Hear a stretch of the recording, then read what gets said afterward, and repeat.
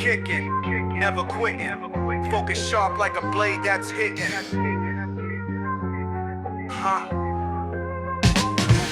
From white belt dreams to the master flow, Paul Coffey's got the mic, now the stories grow. Technique entails discipline and fire. Each guest brings truth to inspire.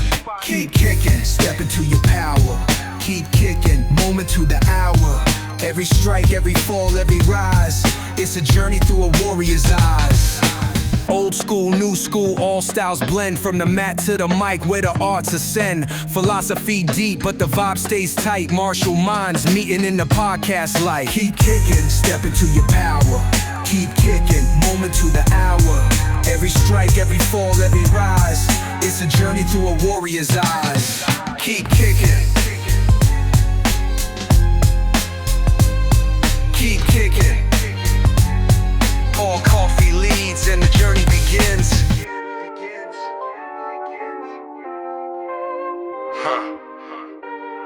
Paul Coffey leads and the journey begins.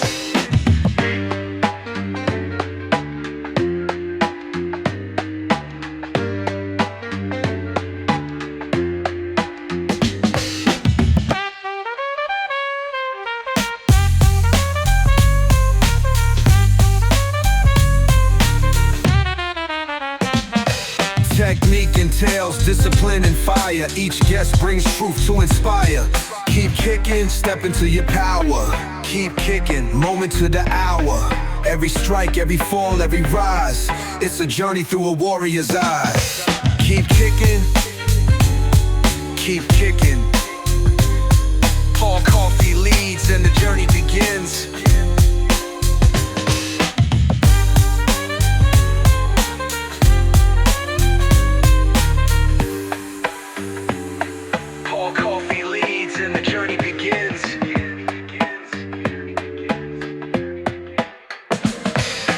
Hello, everyone, and welcome once again to Keep Kicking, the martial arts podcast where I have martial conversations with my martial arts friends. Today, I sit down with Jeffrey. Jeffrey, would you like to introduce yourself?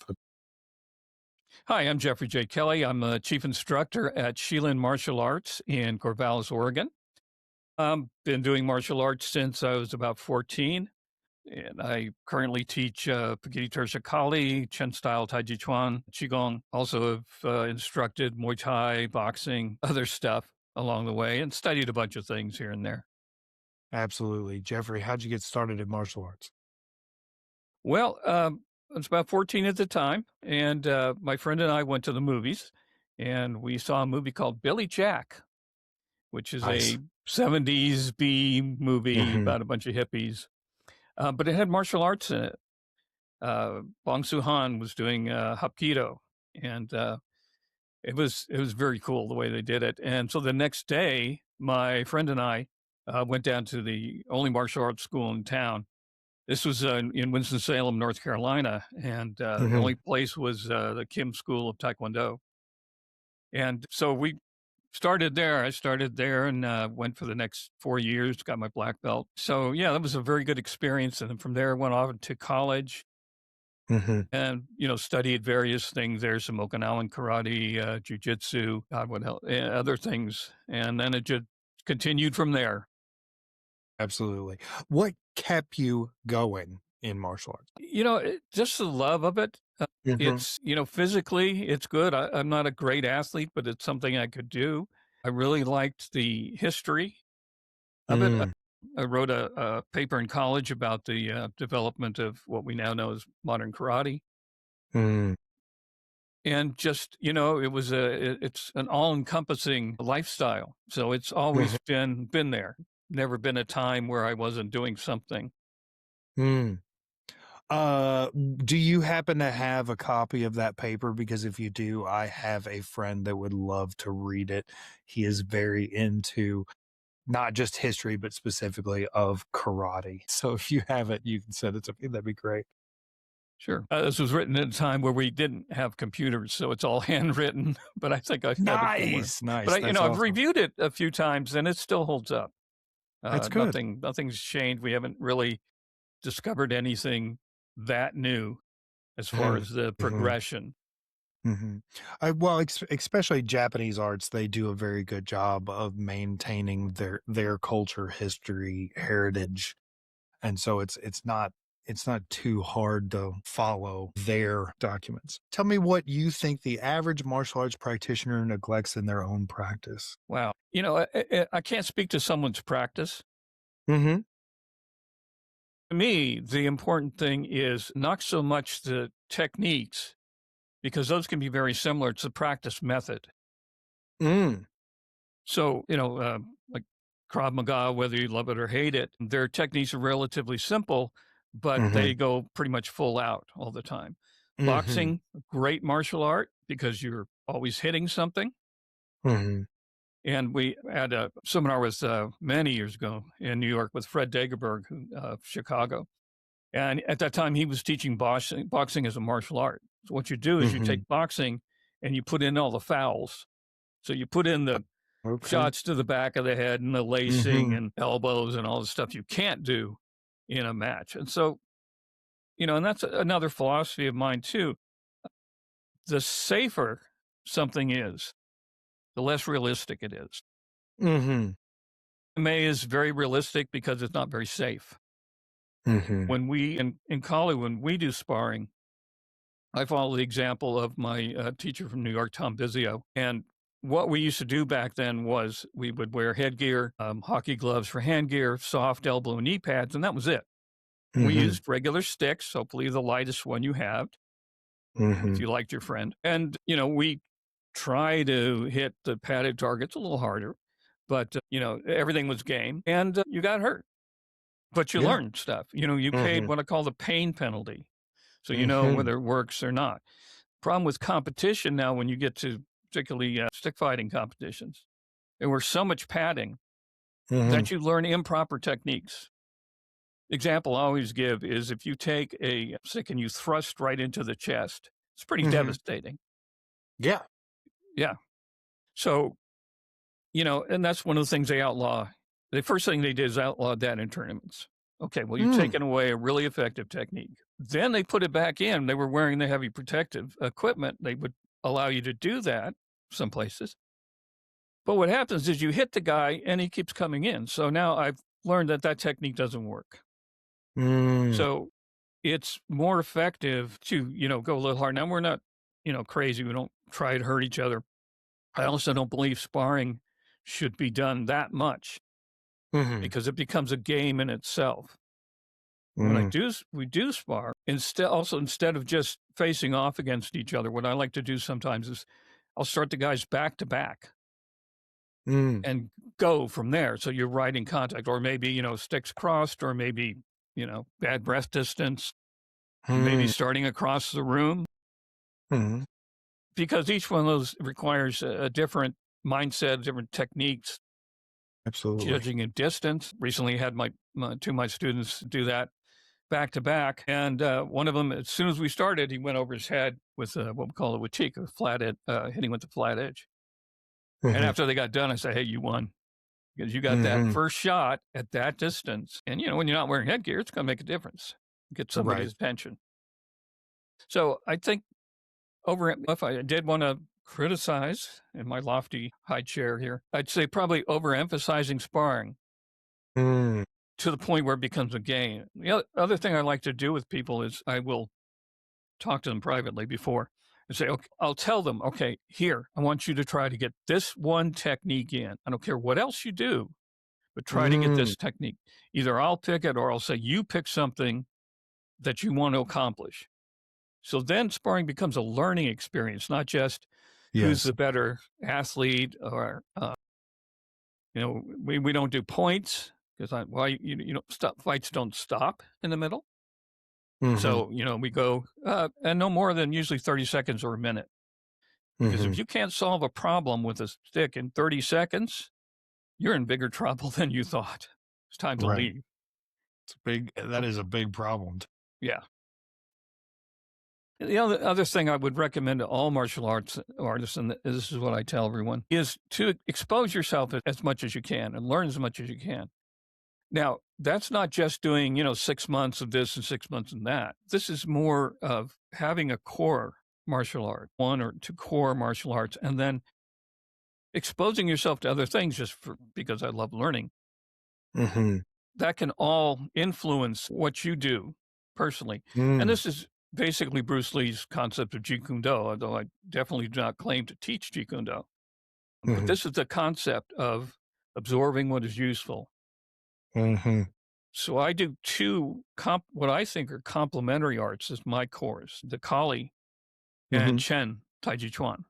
A lot of people don't think of Taiji in that sense. It's something else. I do this for relaxation, for Qigong. All Taiji is Qigong, but not all Qigong is Taiji. And they're opposite. One's very physical, one's very external and internal, yin and yang. But since Chen is a fighting art, and there are techniques in there, I should say martial art, not a fighting art, the body principles that you learn can apply to the other things you do. So when I'm doing a lock in Kali, I may or may not use the principles of silk reeling that we find in Chen-style. So that adds to the techniques I'm already doing, or an actual technique may bleed over me. So that's what I think people should do, is have your core art, learn it, but don't ignore anything else. Take every opportunity you have to learn. It doesn't mean. Great response. Yeah. I had a seminar in Wing Chun. It was great. Not for me. I don't like straight lines, even though I did some fencing. I prefer circular type movements. So whatever works for you. But if you don't try stuff, you don't know. If you don't try, you don't know for sure. Okay, so the next question, actually, I'm not going to do the next question. I'm going to do this. I've been trying to, as early as possible into the podcast, ask this question. And the hope is that somebody who's not a martial artist sees this. And so the question is, to somebody who is not a martial artist, but like maybe I popped up on their feed and they decided to watch a little bit of it to kind of get a taste for it. They're thinking about martial arts, but they haven't done it yet. What advice would you give them? It's really dependent on, initially, it's dependent kind of on where you live. In Winston-Salem, we had one choice. New York City, you had quite a lot of choices. It's really murky to navigate through that if we say you're in an area where there are a lot of different styles. Which do you know? And it's not practical to go a week at this one and a week at that one and this one. Right. You've got flat out fakes in places. You've got people who will do what I call restaurant martial arts, which is more about the appearance. So like when you go to a Chinese restaurant, right? You have all the beautiful Chinese artwork on the wall. You have Chinese music playing. You have Chinese food. I'm getting part of the culture, and that's really cool. So when you go to the school and, there's nothing wrong with decorations and stuff, but sometimes that takes precedence over adornment. Yeah, exactly. So there's got to be a core. It's really tough for somebody. I've heard people with children, I would say, whatever, Taekwondo, karate, that's all good. And if they decide they like martial arts, then they expand. If people have that kind of open-mindedness, they can, start anything. And then, like I say, either add to it or maybe you switch. You find it's not for you. But the podcast, now that we have YouTube and things like that, that's a great resource. Absolutely. You don't have to drive around every school. So I recommend checking. It's hard to know what you're looking at. Sometimes I have my Taiji students go ahead, look online at different people, but you got to know what they're doing because this guy does it differently than that guy. There are four current living grandmasters, five living grandmasters. Each of them does it differently. So if I try to look at one teacher, it's going to be different from what I learned if I look at another one. So again, that's kind of a minefield for people that have the flashiest presentation may or may not be the best.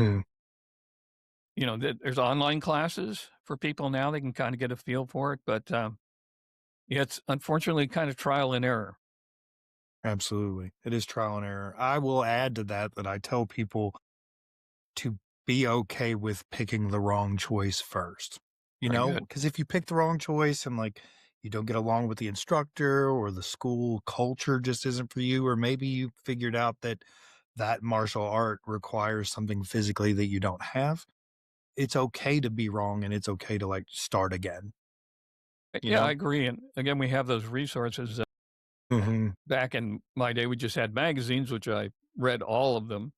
And so I Mhm. discovered Chen-style. And then first I found Pekiti Tarsia. There were some articles about the Grandmaster, Mhm. and he lived in New York. And so I happened to be moving to New York. So I tried to find him. I couldn't. I found Tom, his top student, and went from there. But it's because I had that, I started out in Taekwondo, not good at it. I'm not flexible, but I stuck with it for 4 years, got the black belt. And that was to me kind of a jumping off point. I had Mhm. knowledge where now I could look at things and Mm. appreciate them. So when I moved to China, because I'd read about Chen style, Mhm. I said, okay, I want to study this, and managed to end up going to the school in the Chen village, Chenjiaguo. At the time, I was like, I- the guy, a foreigner was leaving. He told me I was like the third foreigner who'd ever been there. This is in 1980, a little Mm. while ago. Te tell me about that experience. It was tough. Okay. You went to China when I was 5. Yeah. When you were 5, Yeah. it's still there. Don't worry. It's Yeah, changed. I It's was changed a lot. I was, I was at that point in time 5 years away from starting my own martial arts journey. Cool. Yeah. Yeah, when I managed to set up to go to the Chen village. I just tasted Yang style, and I thought that was Taiji. Mhm. And the first 3 or 4 days, and we're training about 6 hours of instruction and 2 hours of self-practice and qigong. Mm. So we're about 8 hours a day working out. And in Hunan, summer, August, September, very hot and humid. The school had mosquitoes about the size of your fist that would get you at night. But we're doing, the first 3 or 4 days, all we're doing is the basic exercises, silk reeling exercises in a very deep Mhm. stance. Mhm. And, I remember thinking, this is Taiji. This is not what I was expecting. And then Mhm. we learned the entire first form in a month. And that's a 75 movement Mhm. form.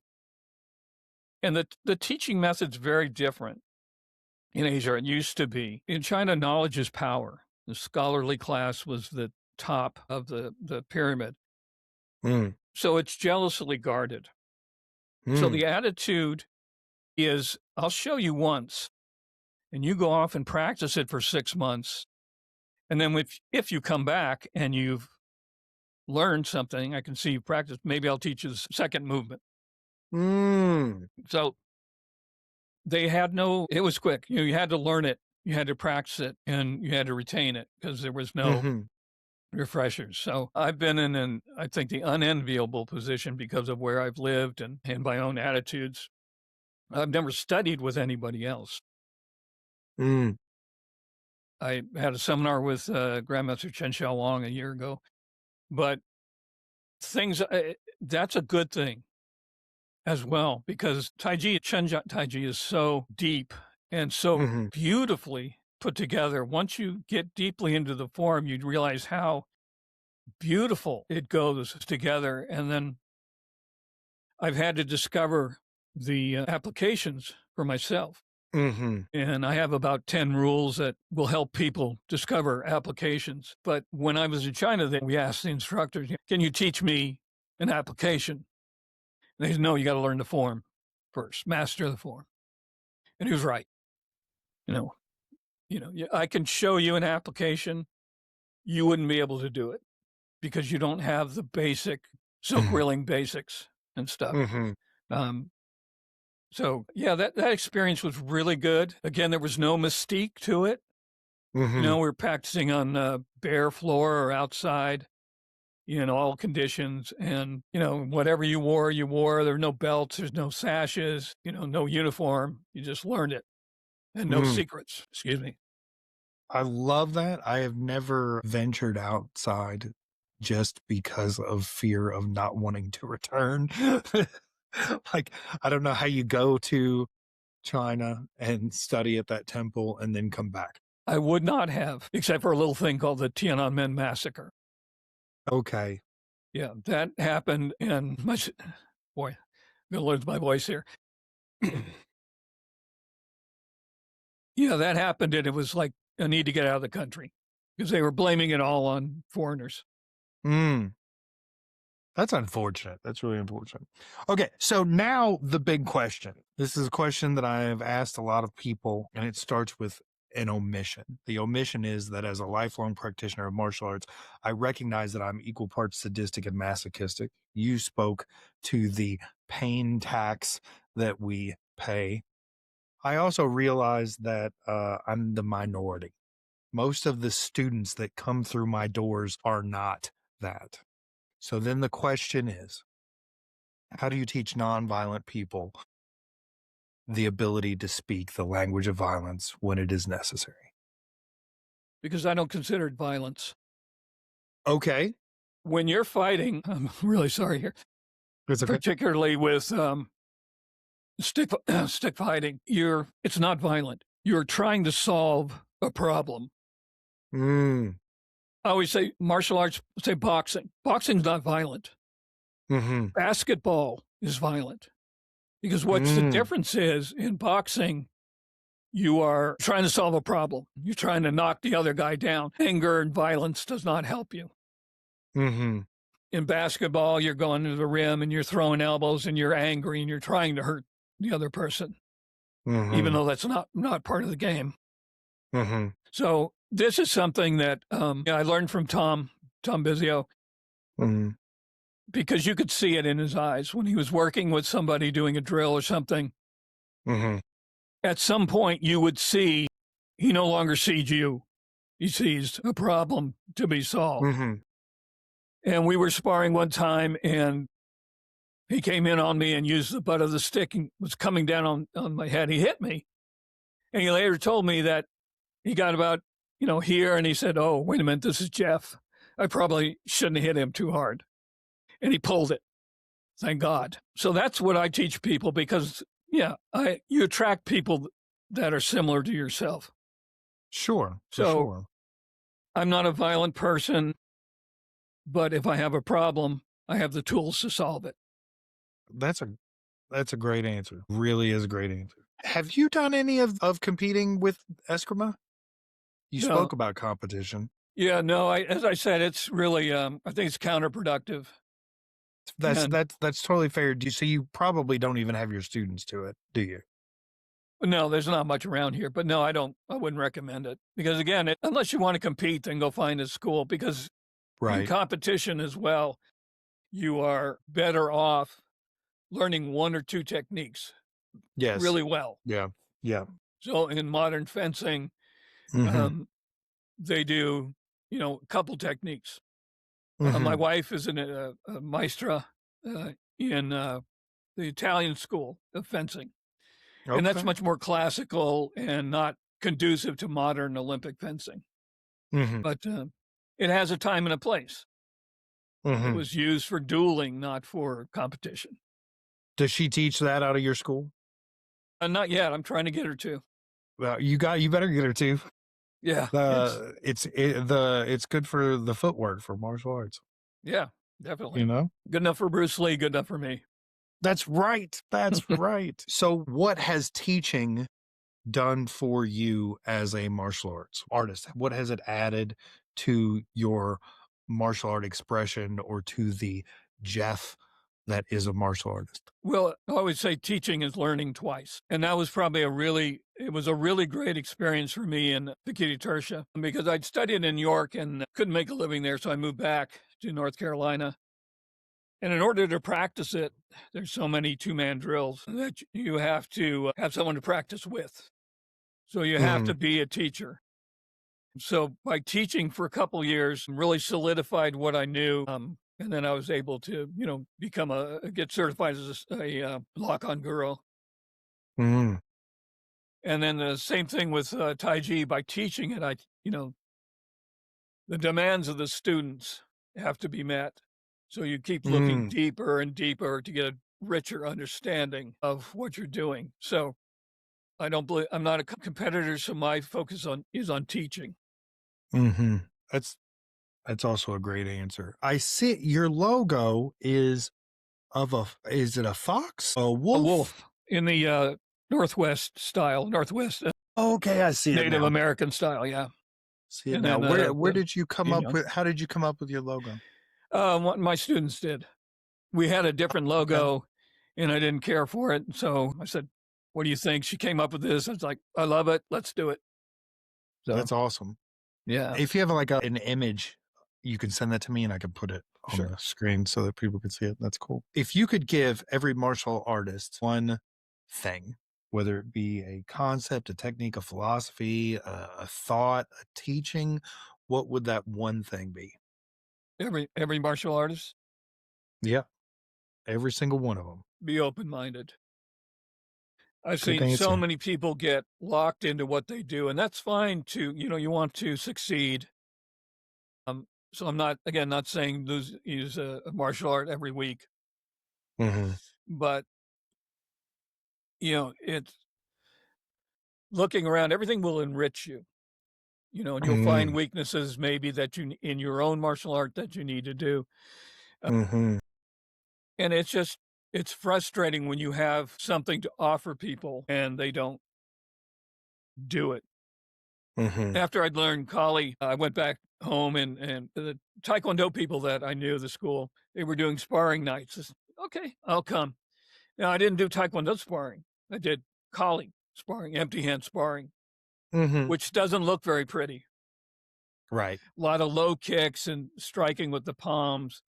So, I don't think they were impressed. And then, okay, thanks everybody, go home. And I'm like, wait a minute, don't you want to see what I do? Mm-hmm. So, okay, yeah. So I got double stick, and we don't have forms. So Mm-hmm. you just freestyle it out there. It looks like you're swinging. And the guy was like, oh, okay. Tell you what, let me see if I can get in. You use your stick. Let me see if I can get in on you. Mm-hmm. Well, just in a basic figure eight pattern, there's no breaks in it. Mm-hmm. Kali is all about flow. So there are Right. no breaks in the movement. And so he's Mm-hmm. getting ready to jump in. I'm like, oh, this is cruel. I'm not cruel. So I put down one of the sticks. Well, he picked it up. Mm. So now, wherever he moved the stick, I was able to hit. I would hit right above Mm-hmm. his hand Mm-hmm. because otherwise I could have hit his hand, but to give him the idea. So every time he moves, I'm hitting him. They didn't invite me back. You could have added that to your curriculum. I never understood that aspect of martial art because it always seems to me like that's the first person you invite back because they've brought you something you can't solve for or something that shows a weakness.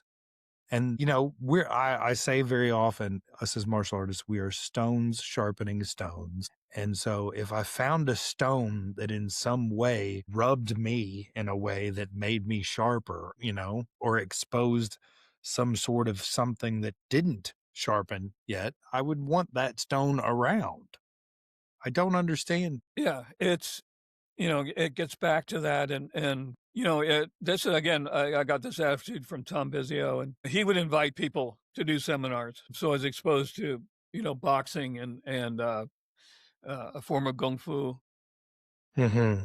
And it just, it's so much richer. And if you love martial arts, you love all martial arts. So being able to be exposed to that, I think was great. Mm-hmm. There is a gentleman locally who does that. He has a very nice school, and so he will invite people to come in and just kind of do little presentations and makes it a day of it. Mm-hmm. So, that's the attitude I like. You're not going to No, lose students. I agree. There needs to not be a scarcity mentality to it for sure. For sure. Let's talk about Tai Chi Chuan. Okay. Did you say the Go ahead. I'm going to be a pedantic asshole here. Okay. Because I speak Mandarin. Proper pronunciation is Taiji, J-I or G-I, G, like G. Okay. And the reason is Taiji this. Chuan. Taiji. Yeah. Okay. And so that brings about what happens is that came from a different transliteration system, Wade Giles. And the way they wrote it, it is, if you know the rules, is pronounced properly. It'd be T apostrophe AI. It's a hard T. Tai. CHI in theirs would actually be pronounced G. The problem is that when you see Tai Chi, people think it's chi of the body. Yeah. And it's not. Yes. It means grand ultimate, and what they're talking about is more about Taoist cosmology. Okay. Any art Well, could see, be I the know supreme that. I ultimate. didn't know the pronunciation, but probably because I'm a Kentucky boy and we don't pronounce anything correctly. Yeah.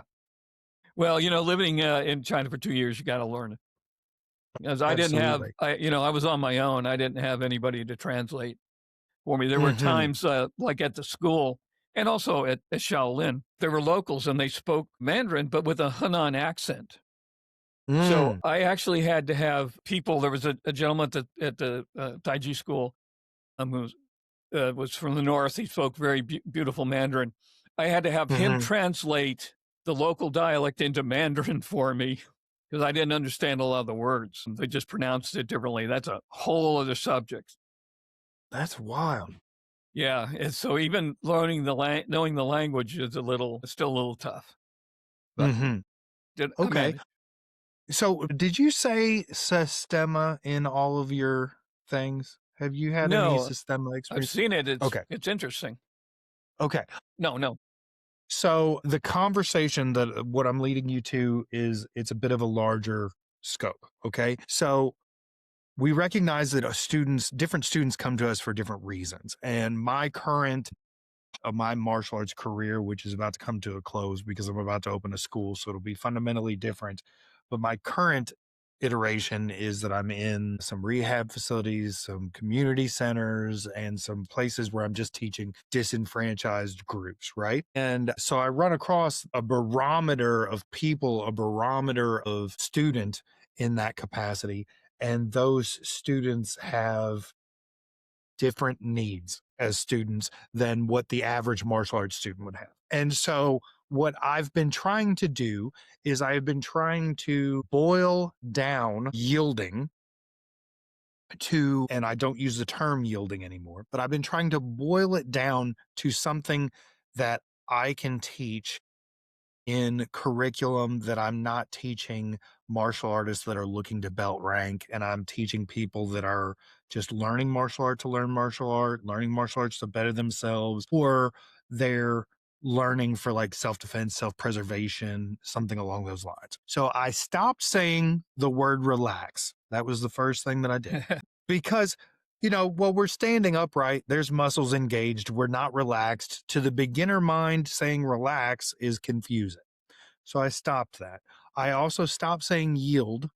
And instead, I say we are going to continue to be free to flow. I got in Sistema, they don't say yield, they say free to move.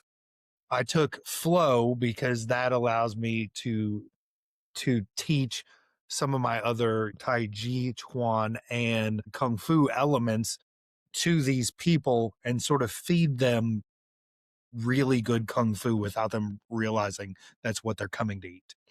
So, being a practitioner that is so extremely close to the core, and you said they taught differently, what are they doing for teaching yielding? What did you extract from what they're doing?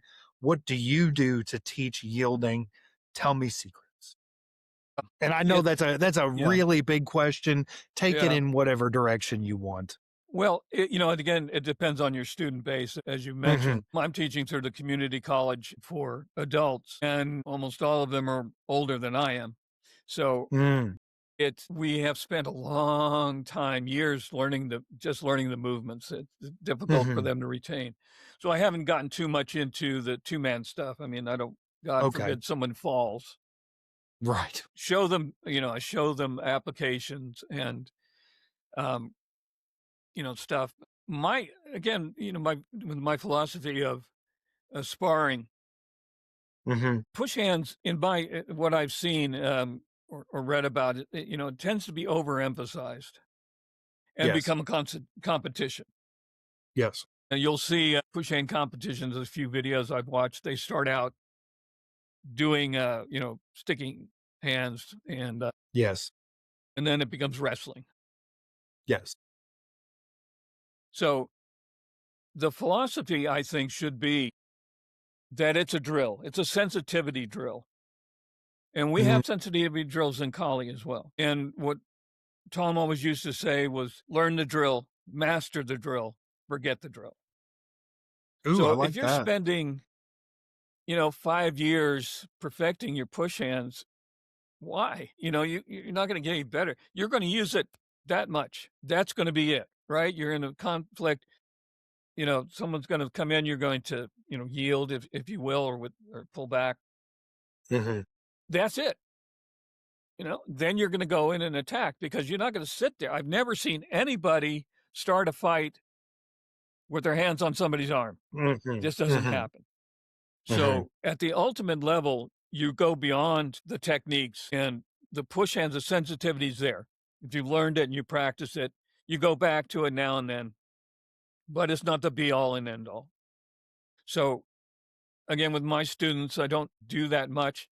You have to remember too, Chen style was not developed for old people and it was not developed for health. It was developed as a martial art in the 1600s because you needed a martial art. Mhm. And so getting into that, again, with older students is a little tougher. Now, if I had, private school and I had younger Mhm. people, yeah, we'd definitely be doing that. But again, it's a means to an end, not an end itself.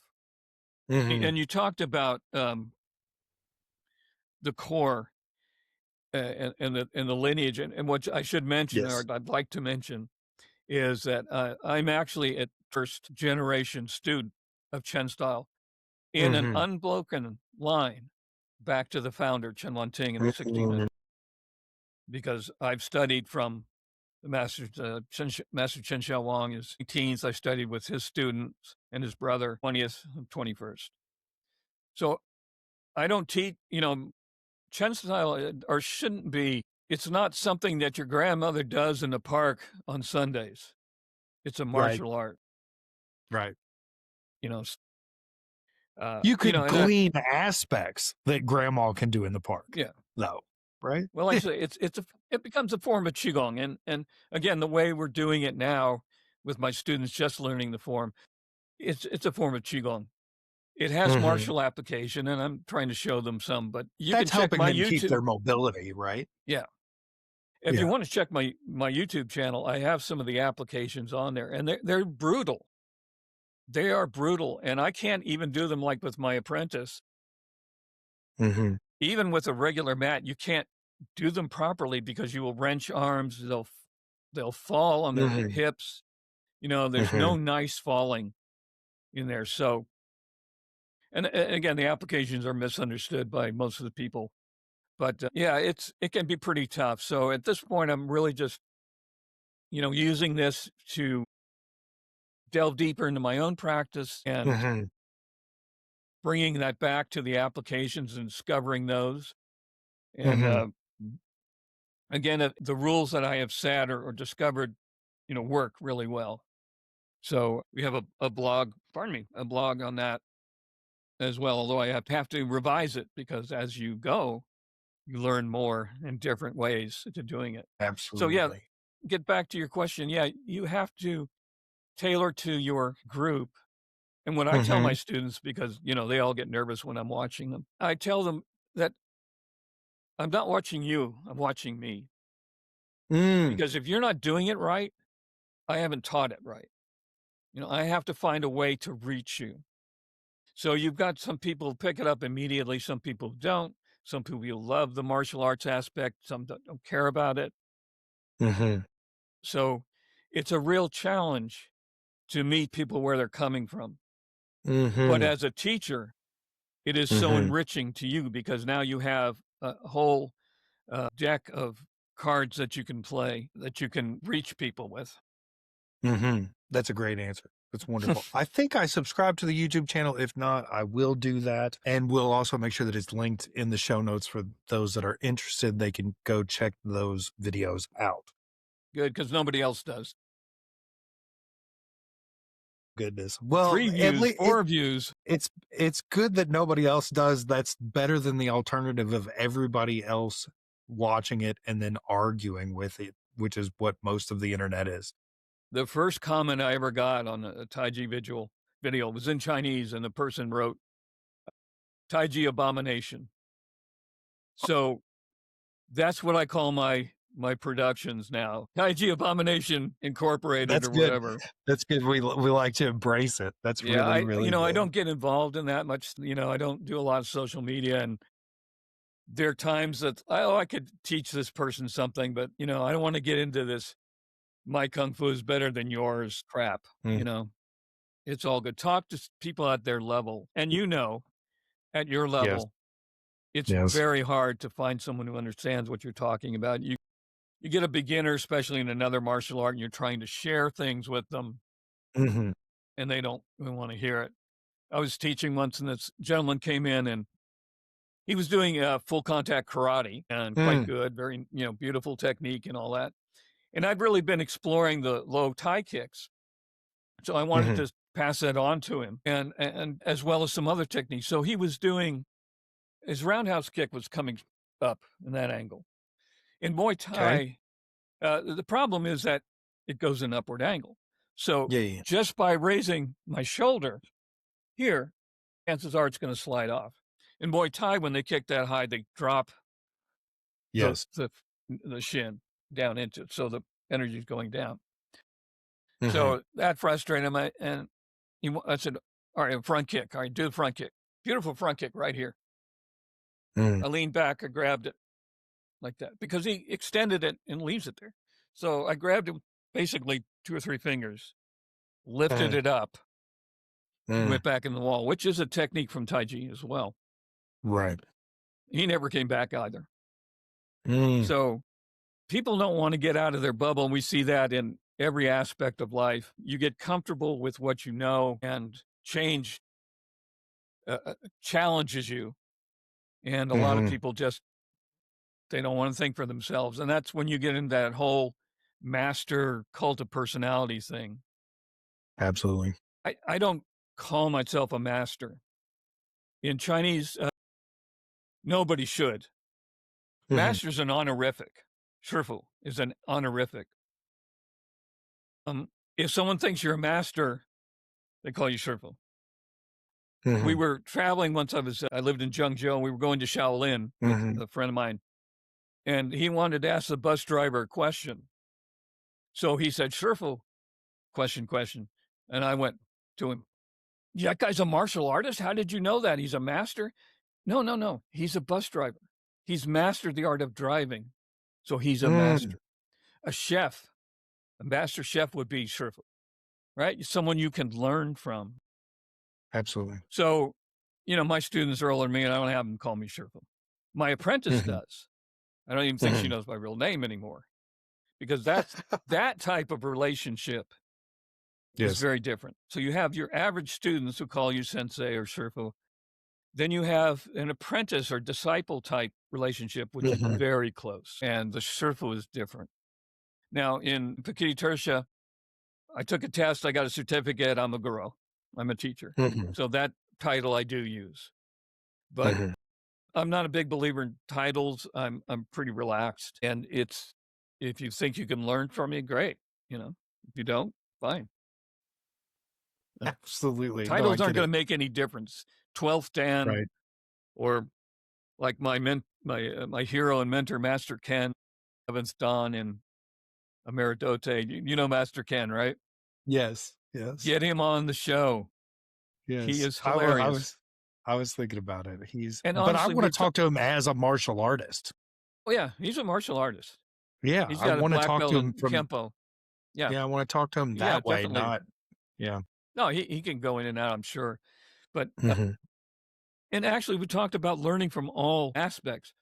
Believe it or not, from a comedic actor and martial artist, I've learned something very important.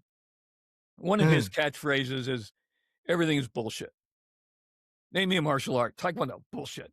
Taiji, bullshit. And he does these elaborate, nonsensical defenses. There was one on recently, a knife attack, and you grab it here and turn your body. Yes. It's a joke. It's fun. But that taught me, or made me look at things and, what am I teaching that's bullshit?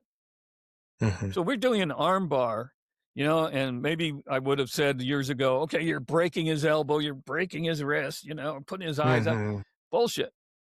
You're not going to break somebody's elbow. I've talked, I was a police officer for a while, and I talked to guys who had used this stuff in the street, broken somebody's arm, and they kept going because of, drugs or adrenaline or whatever. Right. That's a philosophy in Kali as well. We don't, hitting somebody in the hand. Oh, you and I right now, oh yeah, we drop our stick and go, I'd go crying to mom. But with adrenaline, you can take shots to the hand or other vital organs and keep going. So our philosophy, you'll hear it called defanging the snake or destroying the weapon. What Grandmaster Leo Gaihi uses now is destroying the senses. So that hit to the hand, for example, won't incapacitate him necessarily, but you'll get that reaction of what I call an invitation by pain. He reacts, freezes for a second, then I'm able to go in. And it's a lot of short techniques because, Filipinos are short people like myself. A majority. And that's the old days too, with modern medicine and nutrition. You get some big guys. But how it was tall are you? designed, Bruce Lee size. I'm 6'5.5" is why that comes up. Well, my frequently. training partner was 6'6". There you go. So that's the other. I don't really see height, honestly. Everybody, I think, is the same size until I walk into your chest and look up. Oh, you're tall. But yeah, I would do stuff with him. So I didn't have to have someone my size to train with. I trained with someone much taller, and you find out what works, what doesn't. Your advantage and disadvantages and so on. So I don't know where that started, but that's where we got to here. That's great. I keep these about an hour. Is there anything that you didn't get a chance to say that you'd like to say? Is there something I didn't ask? And also, where can the people find you if you want to be found? If I want to be, it's hard. There's so many. That's why I was using my full name. There's so many Jeff Kellys in the world. We're pretty common. Yeah, I did want to just mention too about, my experience with Shaolin, because a lot of people have questions about that. I was very lucky to become a 31st generation lay disciple of the Shaolin Temple through the late Venerable Dharma Master Sir Sushi. And the other thing, we were talking about what students should bring, the attitude they should have, and that's authenticity. When I went to China, I knew I wanted to study Taoism and Chen-style Taiji. I did not want to study Shaolin martial arts. I ended up becoming a disciple and studying Buddhism. So the universe takes you where absolutely. When, the monks there are very, I live fairly close, so I'd go and stay over there as much as I could. Something no foreigner had done. No foreigners lived there since between 1936 and 1990 for sure. My teacher was there from 1936. He said no foreigners ever lived there. Temple was closed for 10 years in the Cultural Revolution. But anyway, my friend got one of the monks, hey, he's a martial artist, teach him something. All right, we went out to the practice area, and he showed me some moves from a form. And you could tell he didn't want to do it. Okay, do this, So I went home, and that week I practiced. And I even had a dream about one of the movements and it was. So I went back, and he saw that, and he was glad to teach me. So by the end of the year, I had monks coming to me to teach me stuff, and I couldn't even absorb it all, honestly. It was one of the reasons that I really never taught it, because I didn't think it's so vast. I really never thought I would do it justice. Plus, one of my Dharma brothers had said, don't just teach this to anybody. Mm-hmm. I obviously learned a lot, and there's a lot of videos from my Dharma brother, Deyang, Deyang, all over YouTube. Mm-hmm. Probably Tom Bizio is a martial arts genius and one of the best practitioners. Deyang is the best practitioner of Chinese martial arts I've ever seen. He's fantastic. It was very good to me. We had a lot of fun. They'd stay at my place when they were traveling. But the idea that you can just go to Shaolin and study, that's not the case. There are a lot of schools outside that have no relation to the temple, but just remember, Shaolin is a temple. It's a monastery, not a martial arts school. Mm-hmm. And my teacher said, famous for saying that Chan is no different from Chen. Dharma or Chan or Zen meditation is no different from martial arts. You have to have both. So martial arts in Shaolin primarily was part of the practice, their Buddhist practice. Then you had martial monks that would come and use the martial arts and leave. But true Shaolin martial arts are not separate from Chan Buddhism. A lot of the names are taken from Buddhist iconography and so on. It's not the same as it was. I visited before I met anybody, and I hated it because they had vendors all inside and all that. When I went back, they'd cleaned it up, and so it was just for the monks. But nowadays, the abbot just got indicted. He was crooked from the beginning. We knew that. Anyway, so people need to be realistic about that. I always tell people it's easier to learn in the United States. Because I talked about the learning method in Asia and China, where the teacher controls over here. We pay money, we expect to learn stuff. So you'll probably actually get more if you have a good teacher. They'll reveal more to you here than they may over there. Obviously, I don't teach one move at a time. I wouldn't have any students. But that is the best way to learn. But you have to adapt to the culture and the environment you're in. I love that. Do you want to be found? And if you do, how can people find you? Yeah, YouTube is Shilin Martial Arts. And that will be, both Kali, some Qigong, and some Chen applications. I don't like to do the form. There's lots of people do the form. Most of them do it better than I do. But the applications I've not seen anywhere. And if people will listen and follow the rules, then they'll understand it. They'll get something out of it. And then the email address is shilin.martial.arts@gmail.com. We don't have a website or YouTube or a Facebook page. I'm in a small college town. I'm not going to get people driving from, a couple hours to study. I always say I do everything backwards and wrong. I'm not interested in having a school because to make money, you have to teach kids and you have to teach mainstream stuff. I teach niche stuff. So I'm not going to get 100 students and be able to pay rent. So actually, but the place I rent in town, it ends up costing me money to teach. So as long, all I've ever asked of someone is ask a question. If they ask a question, as you can see, I'll talk forever and give them more information than they wanted.